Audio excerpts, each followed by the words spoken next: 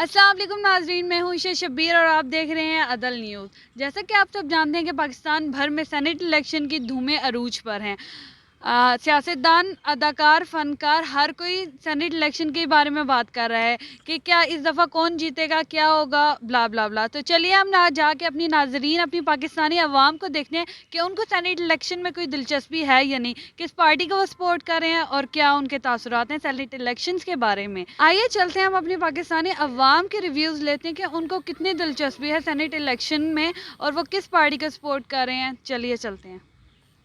तो जैसा कि आप जानते हैं कि सेनेट इलेक्शन 3 मार्च को स्टार्ट हो रहे हैं, तो चलिए हम साथ हैं एक भाई जिनसे हम पूछते हैं सेनेट इलेक्शन के हवाले से उनकी क्या तासुरात है, क्या ख्यालात हैं। अस्सलाम वालेकुम। जी वालेकुम अस्सलाम। आपका क्या नाम है? जी अवैस मज़र नाम है। तो आप क्या क्या सोच रहे हैं, क्या किस पार्टी को सपोर्ट करें सेनेट इलेक्शन के हवाले से और आप क्या कहना चाहेंगे इस बारे में? सेनेट इलेक्शन में तो पीएमएलएन को पीडीएम को सपोर्ट कर रहे हैं, ठीक है, क्योंकि इस तब्दीली सरकार ने गरीब का जनाजा निकाल दिए, ठीक है। तो उम्मीद भी यही है कि इंशाल्लाह ताला यूसुफ रज़ा गिलानी जो पीडीएम के उम्मीदवार हैं वो इंशाल्लाह जीत जाएंगे।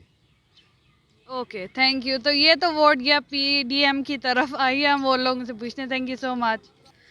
हमारे साथ एक और मज़े शहरी मौजूद हैं, तो हम उनसे पूछते हैं कि उनके क्या तासुरात हैं। अस्सलाम वालेकुम। वालेकुम सलाम। तो जैसा कि आपको पता है कि मुकाबला बहुत कड़ाकेदार है जी, जी। यूसुफ रज़ा गिलानी और हफीज़ शेख के दरमियान, जी, तो जी। आपको क्या लगता है कौन जीतेगा? देखो कोशिश तो दोनों कर रहे हैं, ये तो 3 तरीकों पता लगेगा, क्या होता है। ज़रदारी भी बहुत कोशिश कर रहा है, वो भी कर रहे हैं, ये 3 तरीकों फैसला होगा, देखो क्या बनता है। तो आप किस मतलब आपका फैसला किसके हक में होगा? मतलब आप क्या कहना चाहते हैं कि कौन जीते? ये तो देखो हम क्या कर सकते हैं, उधर पैसे हैं, उधर आवाम खड़ी है, देखो क्या हो सकता है। ओके, चलें ठीक है। कोई हमारे बात नहीं। साथ मौजूद हैं सीनियर लॉयर, उनसे हम लीगल ओपिनियन लेते हैं कि उनका क्या कहना है सेनेट इलेक्शन के बारे में। अस्सलाम वालेकुम। वालेकुम सलाम। असल में बात ये है कि ये ईवान बाला सेनेट है। इसका जो इलेक्शन है, इसका जो तरीक़ाकार है वो आइन में मौजूद है। उसी के मुताबिक इंशाल्लाह ये इलेक्शन होगा और जिसको अवाम के वोटों का इंतखाब पहले से मौजूद है सूबाई असम्बलियों में भी और कौमी असम्बली में, तो उसी के मुताबिक इंशाल्लाह ये होगा। तो मेरे ख्याल के मुताबिक एक अच्छा इलेक्शन है, एक अच्छा तरीक़ाकार है।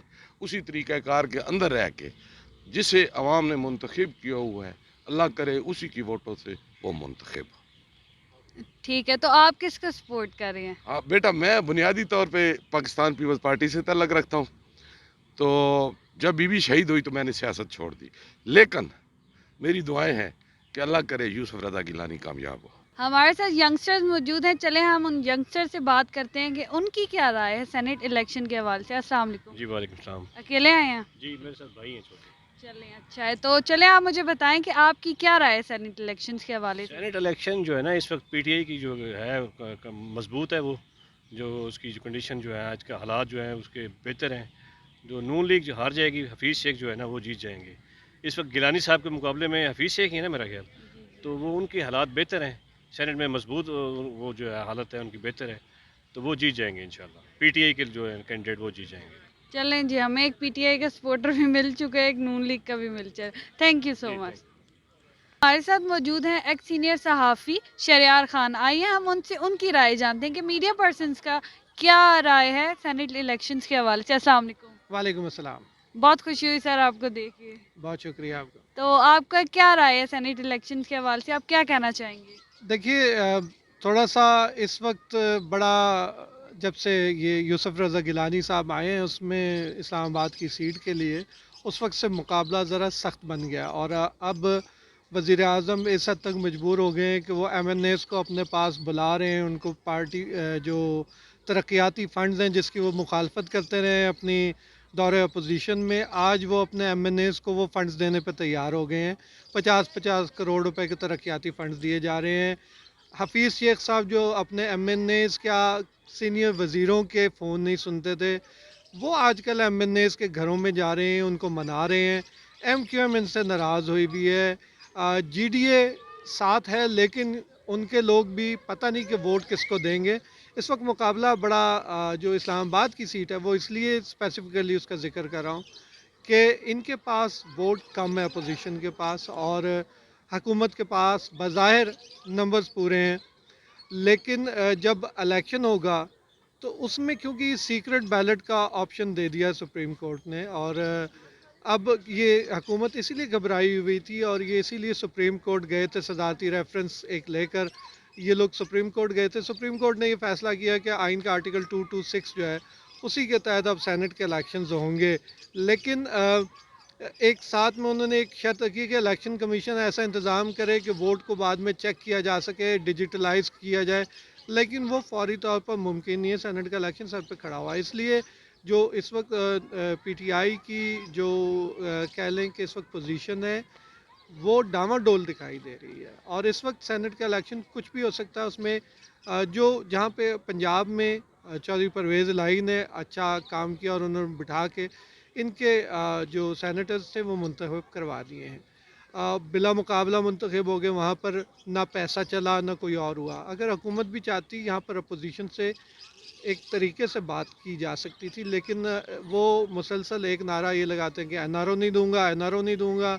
महंगाई का सवाल करें तो एनआरओ नहीं दूंगा, इनसे कोई आइनी तरमीम की बात करें तो एनआरओ नहीं दूंगा। एनआरओ उनके हालांकि इख्तियार में भी नहीं है एनआरओ, लेकिन बहरहाल इस वक्त जो सेनेट का इलेक्शन है वो हुकूमत के गले पड़ते दिखाई दे रहा है, और यूँ लग रहा है कि हुकूमत इस वक्त मुश्किलात का शिकार है। और यूसुफ रज़ा गिलानी अगर जीतते हैं तो इसका मतलब है कि हुकूमत जो है वो बुरी तरह से नाकाम हो चुकी है। बहुत अहम है इसलिए कि इमरान खान साहब बुला रहे हैं मजबूरी में, और आसिफ अली जरदारी को कहा जाता है मुफाहमत का बादशाह। तो जब वो आकर वहाँ पर बैठे हैं तो मैं बहुत ज़्यादा यकीन से तो नहीं कह सकता, क्योंकि बहुत सारी मुश्किलात भी हैं, और जो हुकूमत में होते हैं और जो इस सीट पर लड़ रहे हैं अब्दुल हफीज़ शेख, वो इस वक्त वज़ीर ख़जाना भी हैं, और उन्होंने सारे एमएनएज़ को ये यकीन दिलाया कि आपको हम फ़ंड्स फराहम करेंगे और करते रहेंगे मुस्तकिल, ताकि आप अपने अपने हलकों में काम भी करवाएं, अपने वोटर्स को खुश कर सकें। और जिसको पहले लानत समझा जाता था तरक्याती फ़ंड, वो आजकल रहमत बने हुए हैं, और वो रहमत जो वो बरस रही है अब तमाम एमएनएज़ के ऊपर। आज ही वज़ीर आज़म ने तकरीबन को 20 के करीब एमएनएज़ से पार्लियामेंट हाउस में जो उनके है वहाँ मुलाकात की है, और इस मुलाकात में परवेज़ खटक बड़े आगे आगे हैं, जो पिछले साल जिनके बारे में ये कहा जा रहा है कि उन्होंने खैबर पख्तूनख्वा में जो वोट थे वो ख़रीदे थे, और करोड़ों रुपए वहाँ पर खर्च हुए थे, करोड़ों रुपए बांटे गए थे। आज वो परवेज़ खटक साहब वहाँ पर बैठे हुए हैं और वो हुकूमत के लिए काम करें बज़ाहिर। जो जहांगीर तरीन है उनके हवाले से कहा जाता है कि वो हफीज़ शेख की कंपेन कर रहे हैं, लेकिन जो दरपर्दा हक़ाइक़ हैं वो ये हैं कि यूसुफ रज़ा गिलानी और जहांगीर तरीन अज़ीज़ हैं, करीबी अज़ीज़ हैं, उनकी रिश्तेदारी है। जो जहांगीर तरीन की जो अहलियाँ हैं वो यूसुफ रज़ा गिलानी की मामूज़ात बहन है, और उनका बड़ा करीबी रिश्ता है। इस वजह से बहुत सारी इसमें पेचीदगियाँ इस इलेक्शन में, हुकूमत के लिए बहुत आसान इलेक्शन नहीं है, बहुत मुश्किल हो गया।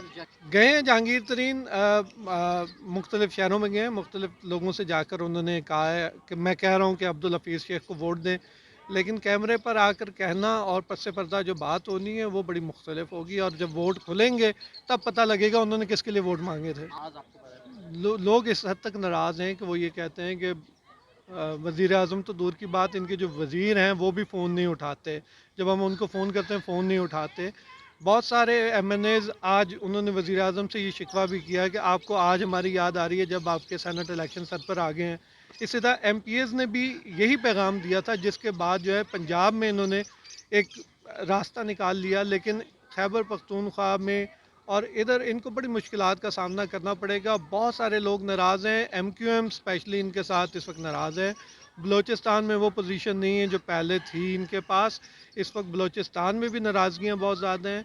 और इस्लामाबाद की सीट के हवाले से तो जब जरदारी साहब भी यहाँ आ गए, नून लीग का भी इस वक्त हुकूमत के बहुत सारे एमएनएज़ के साथ राब्ते का दावा है।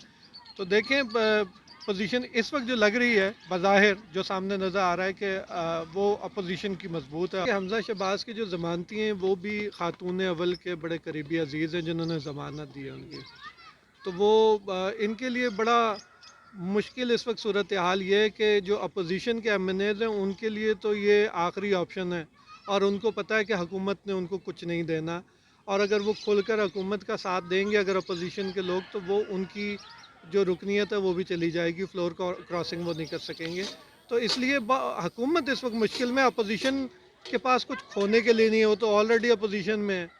खोना जितना है वो हुकूमत ने खोना है। पीडीएम देखिए बात यह कि पीडीएम में से सिर्फ दो जमातें जो है वो बहुत अहम है, एक पीपल्स पार्टी और एक नून लीग, तीसरी जेयूआई है, लेकिन उनकी जो पार्लियामेंट है उसमें उनकी मौजूदगी बहुत कम है, ना होने के बराबर है। लेकिन अगर ये इसी तरह चलते रहे और इन्होंने ये जो ज़िमनी इंतखाबात जिस हिकमत अमली के साथ लड़े, अगर यही रखी तो हुकूमत को बहुत टफ टाइम देगी।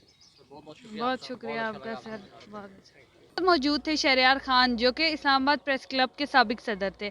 उन्होंने यहाँ सेनेट इलेक्शन के हवाले से अपनी राय का इजहार हमारे साथ किया। तो ये थी आपके सामने अवाम की राय कि सेनेट के इलेक्शंस के हवाले से वो क्या समझते हैं, क्या सोचते हैं, कौन जीता कौन हारा, ये तो आपको थोड़ी देर में पता लग जाएगा। तब तक के लिए शुक्रिया, अल्लाह हाफिज़।